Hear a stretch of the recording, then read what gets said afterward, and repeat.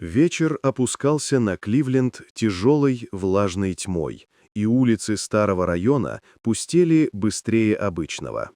Джейна возвращалась домой после работы, выбирая короткий путь через дворики, где всегда тускло мигали уличные лампы. Она не любила этот час, когда город будто замирал, а ветер гнал мусор по тротуарам, создавая ощущение тревожного шороха. Джейна была тихой и незаметной студенткой, живущей с матерью и старшим братом Райаном.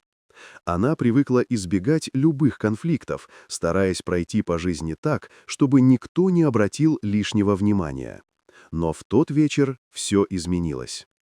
У гаражей стояли трое местных парней, которых в округе знали по дурной славе. Джейна надеялась пройти мимо, не привлекая их взглядов, но шаги прозвучали слишком отчетливо, и головы обернулись. Их появление рядом было почти бесшумным, ленивым, уверенным, как будто улица принадлежала им. Страх сжал ее так резко, что дыхание стало рваться на короткие болезненные вдохи.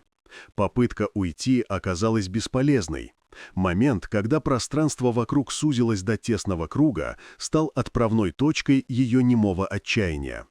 И когда все закончилось, она сидела на холодном асфальте, не чувствуя ни рук, ни ног, словно тело перестало принадлежать ей.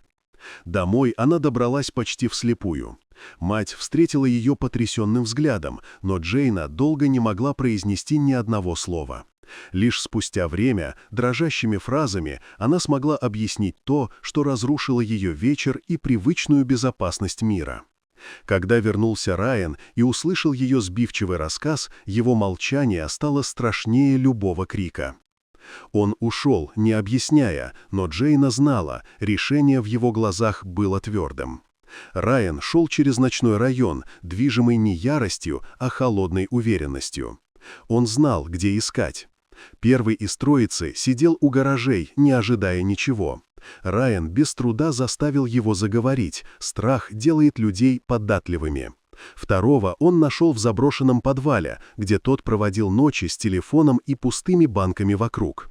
Оба быстро забыли о своей наглости, отступив перед человеком, который пришел за ответом. Третий был их негласным лидером. Он стоял у старого стадиона, освещенного лишь отблесками дальних фонарей. Его самоуверенность исчезла, когда Райан приблизился. Ответственность, которую тот считал несбыточной угрозой, внезапно стала реальностью. Райан не причинил ему непоправимого вреда, но дал понять, их власть над этим районом умерла в ту ночь. Когда Райан вернулся домой под утренний снег, Джейна сидела у окна, укрывшись пледом.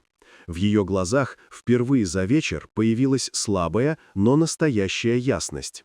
Он сел рядом и обнял ее, и в этот момент между ними установилась тишина, которую можно было назвать исцеляющей. Для Джейны эта ночь останется самой тяжелой в ее жизни, но утро принесло главное – чувство, что рядом есть человек, который не позволит злу оставаться без ответа. Вот такая удивительная история. Дорогие друзья, напишите в комментариях, откуда вы смотрите это видео. А если вам понравилось видео, поставьте лайк, а также подписывайтесь на канал. Впереди еще много интересного.